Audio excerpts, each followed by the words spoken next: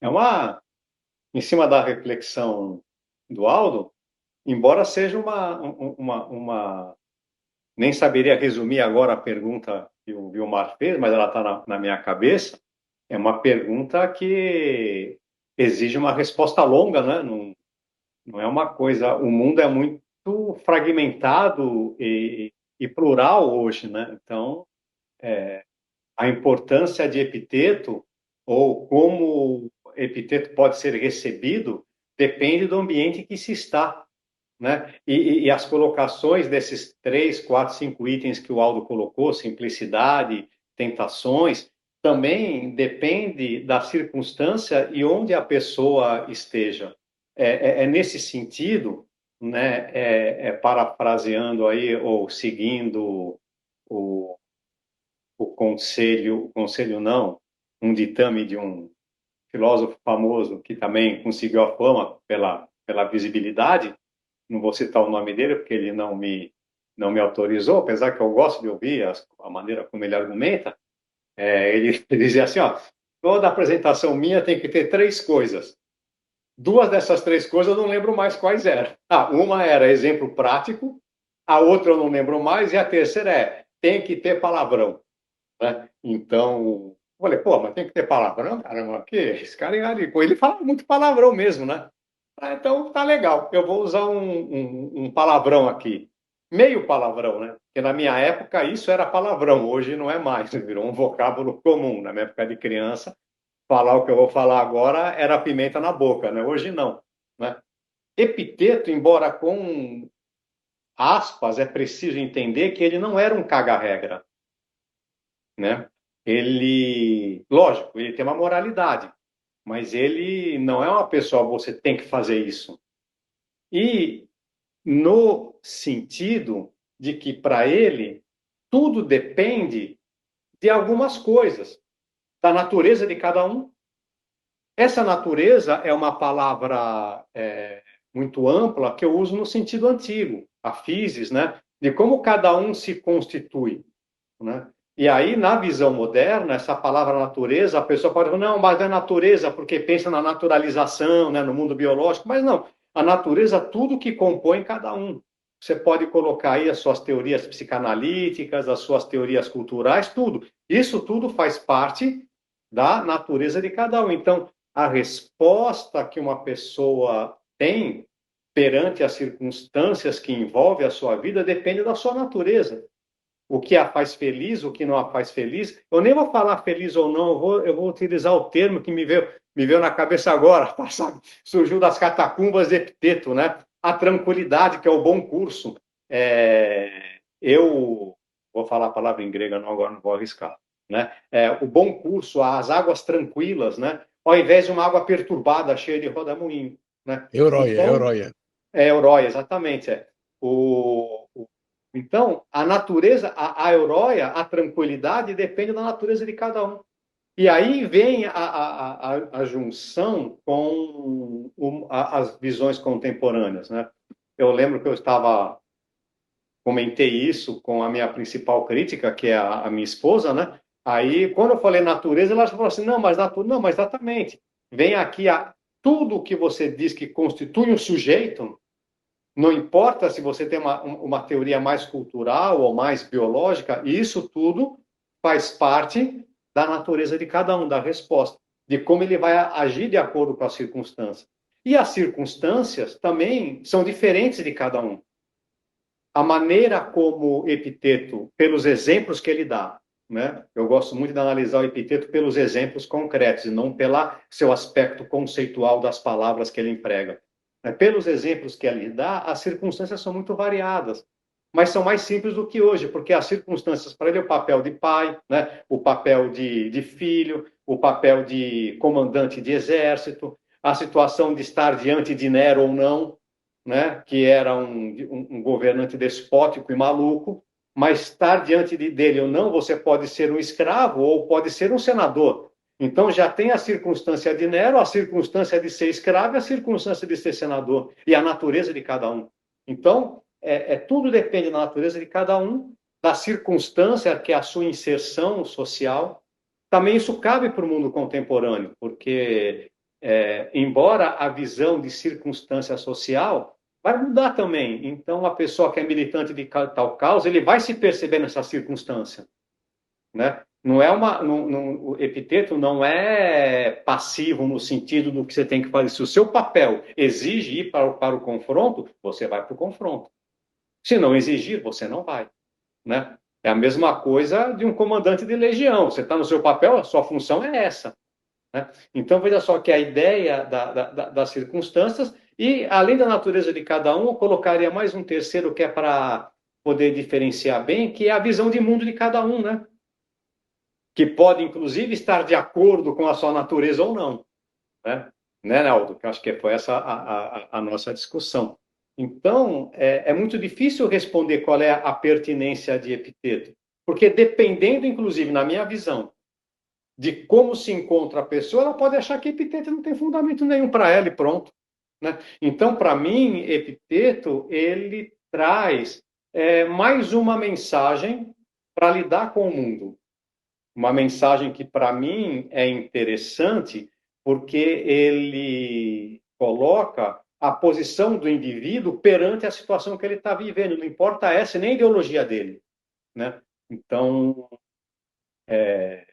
eu acho que ele é uma boa leitura. E se for pensar, inclusive, no cidadão comum, como o Vilmar falou, eu estou lá fazendo o meu curso de acupuntura e estou na parte de ambulatório, né? E o pessoal que vai para o ambulatório é uma infinidade de pessoas com pequenos sofrimentos mínimos e insuportáveis de um cotidiano cheio de coisinha, né? A gente nem se refere às grandes questões, às grandes pessoas, às grandes personagens que Epiteto cita, mas são pessoas comuns que têm um dia, um cotidiano estafante, né? Com uma noite desgastante, né? Mal alimentada. E eu não estou falando de gente pobre, estou dizendo gente que vive uma situação de estresse, como aquele sonho, aquela imagem da pessoa que está correndo por um terreno que está desmoronando sempre. Aí, quando ela põe o pé, agora aqui é chão firme, aquele pedaço começa a desmoronar, ela tem que pegar outro pé, colocar em frente, agora conseguir, começa a desmoronar. É como se fosse a sensação de um mundo que estivesse desmoronando o tempo todo. Não é o mundo do Antônio Conselheiro que dizia que o paraíso, né, é um barranco de cuscuz com um rio de leite, né? É uma coisa angustiante, de ansiedade, preocupação, medo. Quem tem filho, as questões do filho. Então, é um mundo problemático. E Epiteto, ele, nesse sentido, ele é uma leitura interessante, né? Uma maneira interessante de analisar, porque coloca o indivíduo perante essa circunstância. E, para mim, o aspecto mais essencial, ele convida o indivíduo a olhar para dentro e não olhar para fora, né? E esse olhar para dentro é interessante porque, imagina Epiteto falando para jovens de 15, 16, 17, 18, 19, 21 anos, todos eles de uma elite romana, ou dos que a gente conhece o nome, né, a gente conhece as pessoas de uma elite romana, que vão galgar altos postos do Império Romano, e, ele falando para essas pessoas, olha, vocês, cidadãos romanos, livres, senhores do mundo, né? São senhores do mundo, mas são escravizados, são escravos de si mesmos, né? Porque são controlados pelos seus desejos, né? Então, e ele fala, e ninguém é senhor, ninguém é livre sem ser senhor de si mesmo. E a gente escraviza a nossa vontade pelos outros, né? Ou pelas circunstâncias. Então, acho que essa é uma coisa interessante para o mundo de hoje, como o Paulo estava dizendo, desse excesso de informação, né? Ele convida para um olhar interno, né? E tentando encontrar qual é a sua natureza, o que constitui seu ser. O Epiteto tem uma metáfora do teatro, né? Qual é o seu papel nesse roteiro de teatro, né? Qual é o seu papel nisso que você se coloca? Olhe para isso, analise a circunstância, mas é difícil, né, Aldo? Porque a gente está sempre pensando errado pelas pressões do mundo, né? Então, mas eu acho que realmente é uma leitura que pode ajudar muito, né? É um manual de como lidar com os problemas no mundo, né? Aldo? Eu acho que é dessa maneira, né? Não, isso é um ponto importante, né? Que o Vilmar falou, que você está falando, porque a gente ouve muito no meio acadêmico esse desprezo, assim, fulano faz um uso de autoajuda do negócio.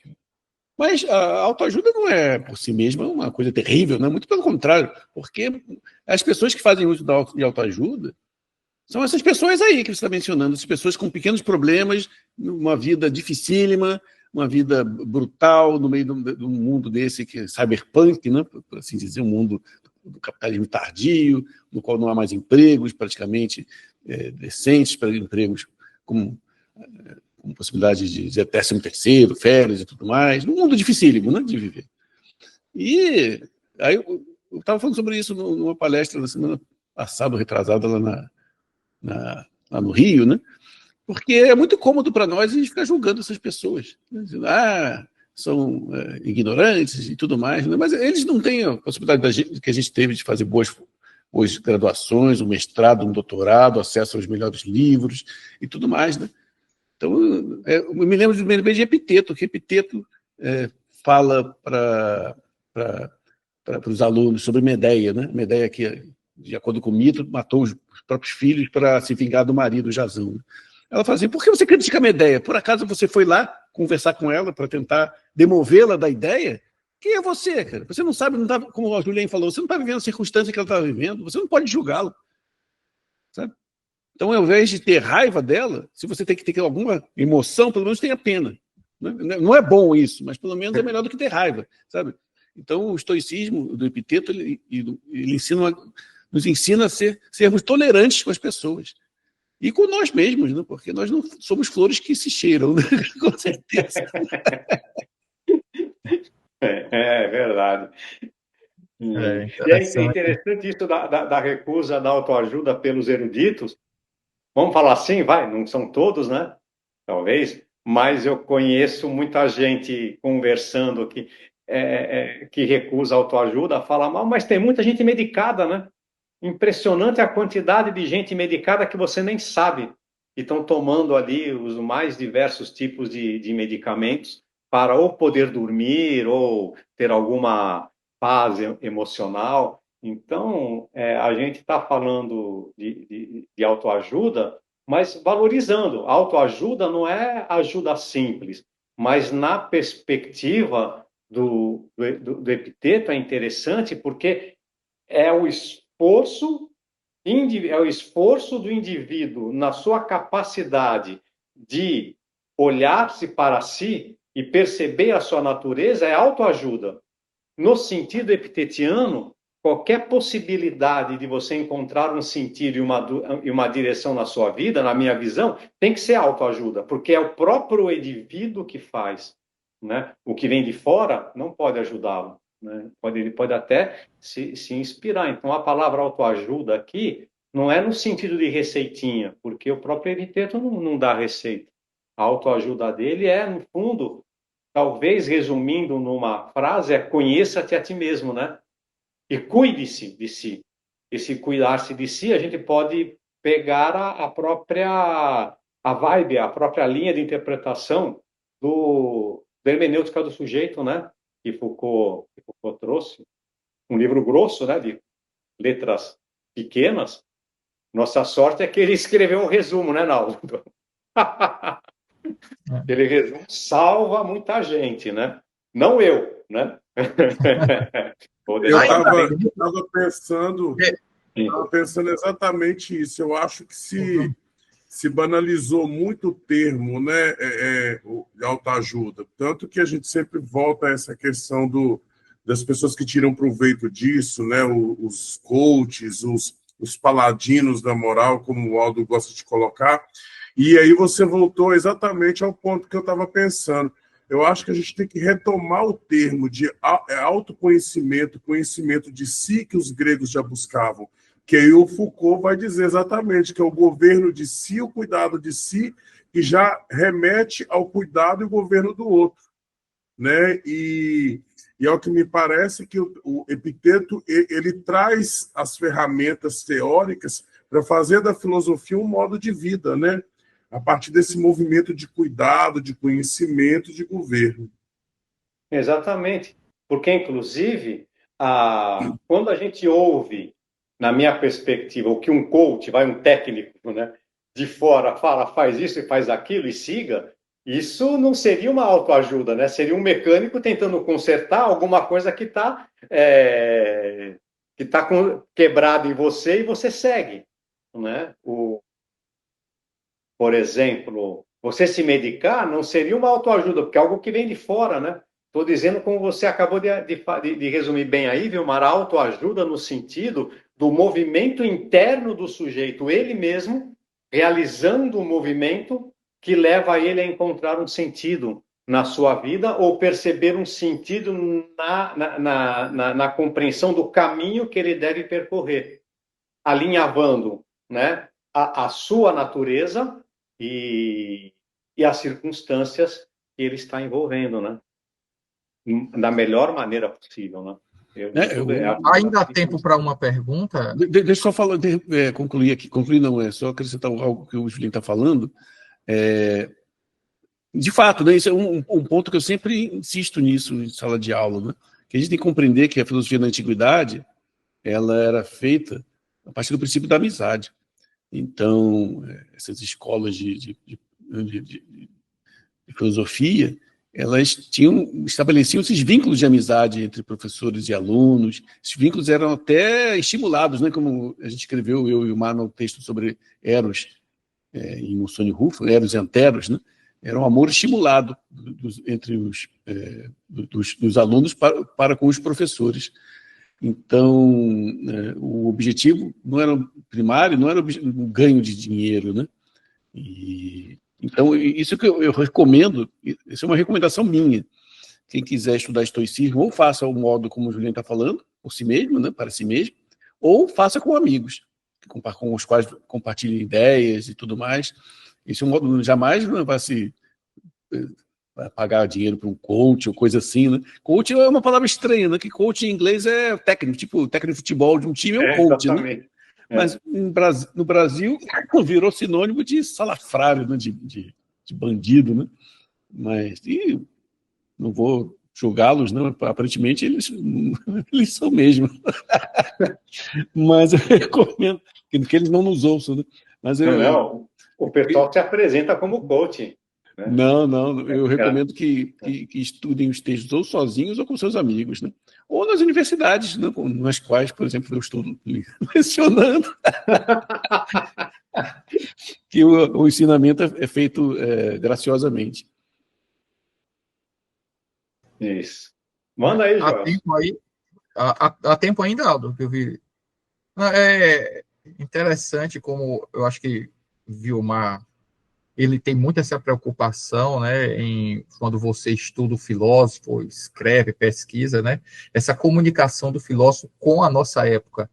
Acho que realmente isso é bastante importante, e a gente faz isso intuitivamente, a gente tenta mostrar para as pessoas, olha, isso aqui que eu estou estudando realmente conversa, né, com a contemporaneidade, e Epiteto a gente faz isso também, poxa, muita gente lê no Epiteto, porque os problemas hoje, mas o que eu acho interessante também é que Epiteto é um homem de sua época, ele está ali entre, não é, eu acho que 50 e 100, não é isso, depois de Cristo, ele está ali, então o que ele está falando para aquela época, não é? Eu imagino isso. Então, eu acho muito interessante entender o que estava acontecendo naquele momento para Epiteto, não é? Regurgitar toda essa filosofia. Então, não sei se vocês podem responder isso, mas qual era o contexto dessa Roma que Epiteto estava? O que é que estava fervilhando que fazia Epiteto realmente falar, olha, o que depende de você? Julien deu umas pinceladas, não é? A questão de Nero e tal, mas vocês poderiam